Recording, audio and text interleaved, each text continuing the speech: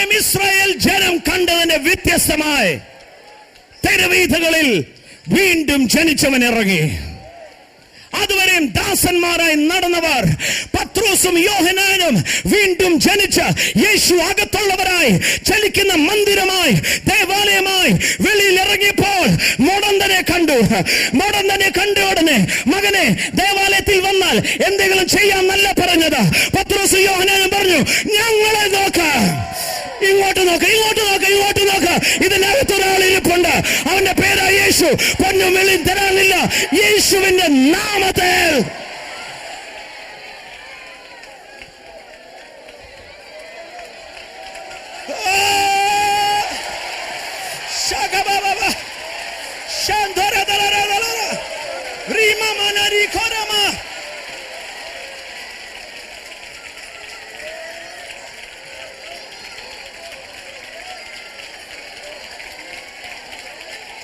ഇന്ന് പകൽ രോഗത്തോട് പറ, വേറെ പോയി പണി നോക്ക. ദാരിദ്ര്യത്തോട് പറ, വേറെ പോയി പണി നോക്ക.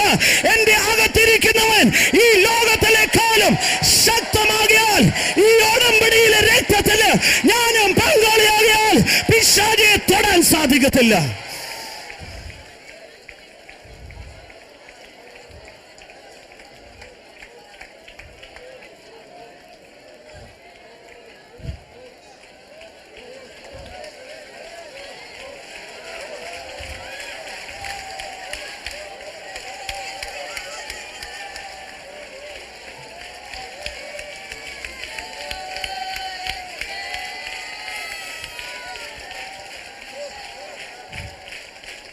കയ്യിന്ന് തെറ്റ് പറ്റിയല്ലേ?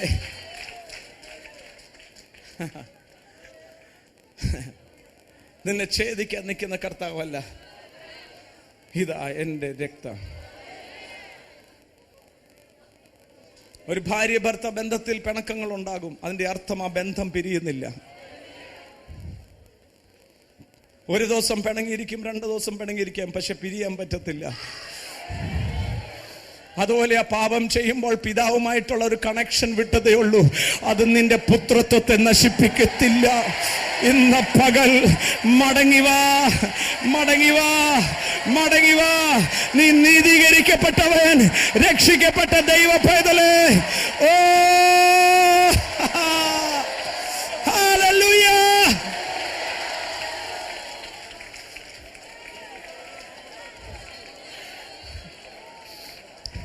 നിന്നെ കൈവിടത്തില്ല, നിന്നെ ഉപേക്ഷിക്കത്തില്ല. നീ പിണങ്ങി നടക്കണ്ട, നീ പിണങ്ങി നടക്കണ്ട. ഇങ്ങ് വാ, നിന്നെ ദാഹിച്ച് പിതാവ് ഒറ്റയ്ക്ക് അവിടെ ഇരിക്കുക. ഇന്ന് പകൽ നീതിബോധത്തോടെ, നീതിബോധത്തോടെ ജയാളി എന്ന പോലെ മടങ്ങി വാ. ഇനി പാപത്തിൽ കിടന്ന് ഉരുളേണ്ട ആവശ്യമില്ല.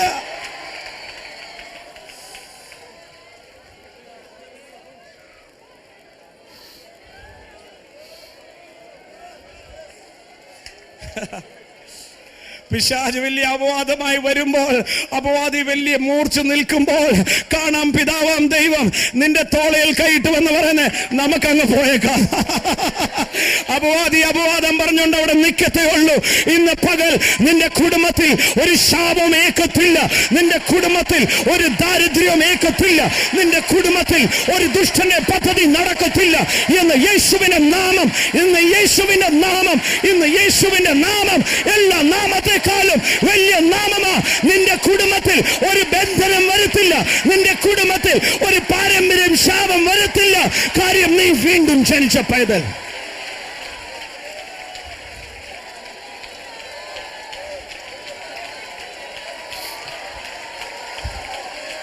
യേശു ആരാണെന്ന് വിചാരിച്ചേ, യേശു ആരാണെന്ന് വിചാരിച്ചേ, യേശു ആരാണെന്ന് വിചാരിച്ചേ. നിന്റെ ഉപവാസം കൊണ്ടല്ല നീ രക്ഷപ്പെട്ടത്, യേശു കാൽവരിയിൽ രക്തം കൊടുത്തത്.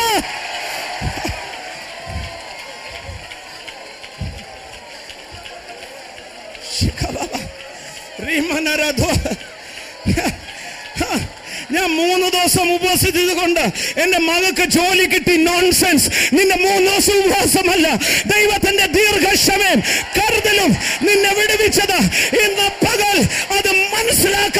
നീ സെക്കൻഡ് ഗ്രേഡ് അല്ല. യേശു ക്രിസ്തു ആരെയും പാപി എന്ന മുദ്ര അടിക്കാനല്ല വന്നത്. യേശു ക്രിസ്തു പിതാവാം ദൈവം യേശുവിനെ അയച്ചത്, യേശു തന്നെ പറഞ്ഞു, ലോകത്തെ രക്ഷിക്കാനാ, ന്യായവിധിക്കാനല്ല. അതുകൊണ്ടാണ് കർത്താവായ യേശു ക്രിസ്തു ഒരിക്കൽ ഇങ്ങനെ പറഞ്ഞു, നിങ്ങളെ കുറ്റം വിധിക്കുന്ന ഒരുവനുണ്ട്, മോശ, എന്നാൽ ഞാൻ വന്നിരിക്കുന്ന നിങ്ങളെ കുറ്റവിമുക്തരാക്കാൻ.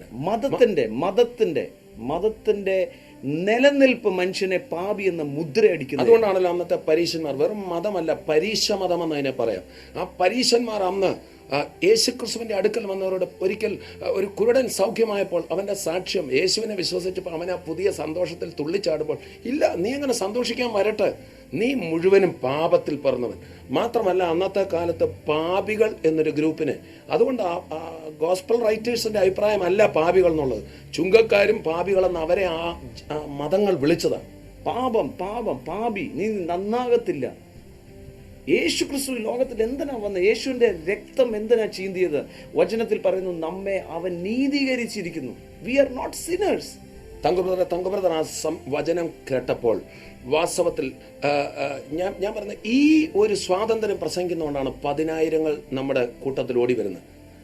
എന്നാൽ ആ പ്രസംഗം തങ്കബ്രദർ ചെയ്തപ്പോൾ, അയ്യോ, ആ യേശുവിന്റെ സാമീപ്യം ജനങ്ങൾ അറിഞ്ഞിട്ട്, കണ്ടില്ലായിരുന്നോ ആ ഓൾട്ടർ കോൾ കൊടുത്തപ്പോൾ പിടിവിട്ട് 100 കണക്കിന് പറഞ്ഞ് ഞങ്ങൾക്ക് യേശുവിനെ വേണം, ഇതൊരു മതമല്ലെന്ന് മനസ്സിലാക്കിയവർ ഓടി വന്ന കാഴ്ച, ഓ എന്തായിരുന്നു അത്! ഒരു കൂട്ടർ മതത്തിന്റെ പേരിൽ ജനങ്ങളെ പാപി എന്ന് മുദ്രയിടുമ്പോൾ, രക്ഷിക്കപ്പെട്ട സമൂഹത്തിൽ നീ കൊള്ളത്തില്ല, നീ പൂർണ്ണനല്ല, നീ കുറച്ചുകൂടെ നന്നാകാനുണ്ട് എന്ന് പറഞ്ഞ് മനുഷ്യനെ 2 കൂട്ടരും ഒരുപോലെ കൂന് പിടിപ്പിക്കുമ്പോൾ, യേശു വന്നത് കൂന്ന് നൂർക്കാനാണ് മറന്നു പോകരുത്. വ്യക്തമായി കർത്താവിനോട് പറഞ്ഞത്, stop preaching that they are sinners, preach that I have died that they become righteous.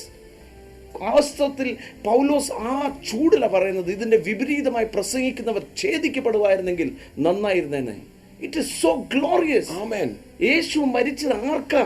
നമ്മുടെ ഉപവാസം, നമ്മുടെ പ്രാർത്ഥന, നമ്മുടെ ഇതുകൊണ്ടാണോ നമ്മൾ വീണ്ടെടുത്ത്? നോ, ഒരിക്കലുമല്ല. യേശുവിന്റെ രക്തം ഒരിക്കലായി എന്നേക്കുമായി വീണ്ടെടുത്ത് കഴിഞ്ഞു. ഇനി ഞാൻ എന്താ ചെയ്യേണ്ടത്? നമ്മുടെ പാവങ്ങൾ ഏറ്റുപറഞ്ഞ്, പാവം എന്ന് പറഞ്ഞാൽ എന്താ? യേശുവിനെ വിശ്വസിക്കാത്തതാ പാപം. ബാക്കിയെല്ലാം അതിന്റെ ബൈ പ്രൊഡക്റ്റ് എന്നേ ഉള്ളൂ. And when you come to Jesus, he is ready to forgive you.